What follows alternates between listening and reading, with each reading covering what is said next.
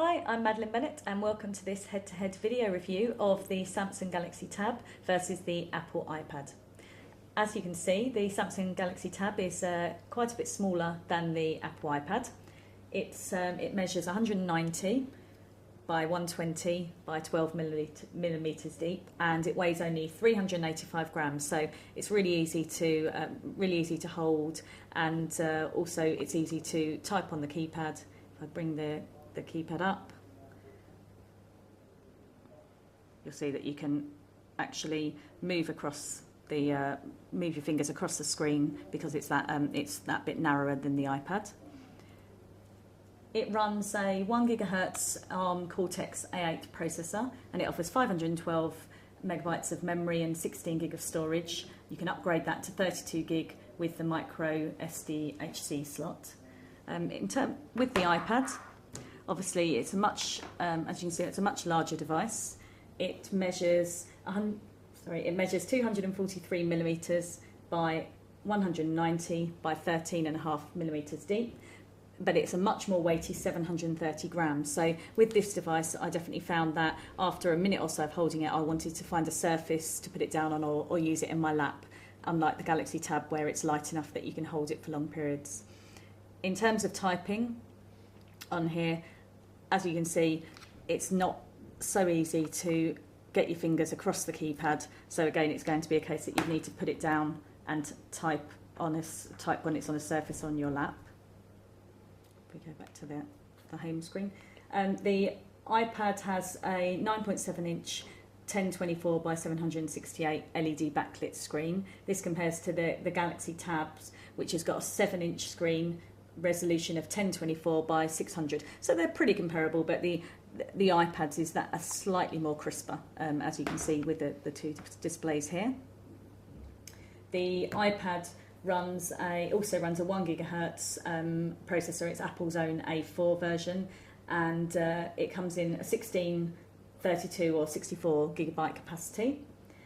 And both devices offer Wi-Fi, 3G and Bluetooth for their connectivity.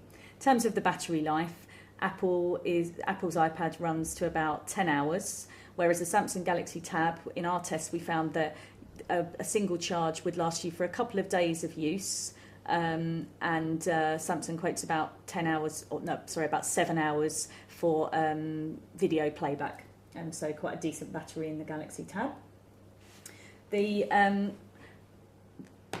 couple of key things that the Tab offers that the iPad doesn't. So firstly, we've got the ability to view flash videos. So if we go into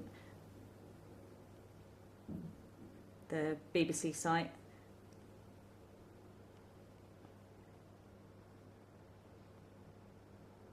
and we can load up a video here, and while that's playing, we can do the same thing for the iPad.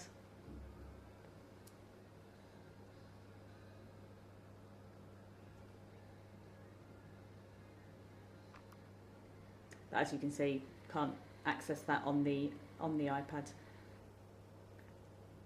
However, the iPad does have a nice video player. So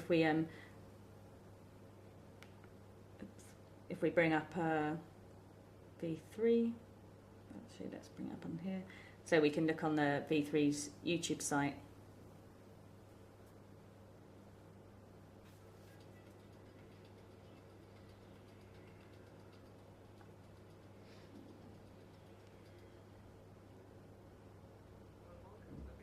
And it is an excellent display. So iPad definitely wins there in terms of video playback.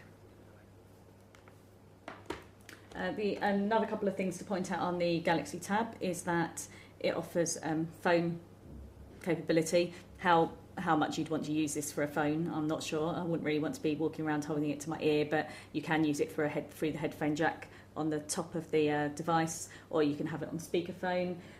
The Galaxy Tab also offers multitasking at the moment. This is something that will be offered by the iPad with the next upgrade to iOS 4.2. The Galaxy Tab also offers a camera. So you've got a 3 megapixel rear facing camera and a 1.3 megapixel front facing camera. It also offers a video camera, and you can also do full HD video playback. The Tab runs Android 2.2, so you've got access to the Android marketplace with the thousands of applications that you might want in there. With the Tab, you can also upload your own files, Word documents, music files, etc.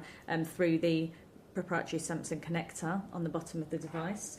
The iPad runs iOS 4, and this means that you are much more tied into Apple applications. The only way you can download files onto here is either through sending a file through email or through downloading it from the iTunes market.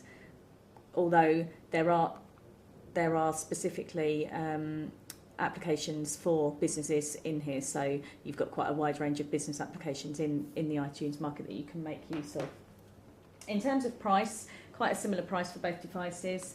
The Samsung Galaxy Tab is quoted at around £499, but this comes down significantly if you sign up for a 3G data contract, whereas the iPad, this version of it, which is the 16 gig 3G version, retails at £529. So I'd say overall, depending on your preference, the iPad, very nice for video playback, and a good device if you just want it for in your lounge or in the bedroom as an alternative to a laptop. I'd say the Tab is probably better suited for people who are looking for a tablet on the move, something that's small and light enough to hold in their hands and type while moving around.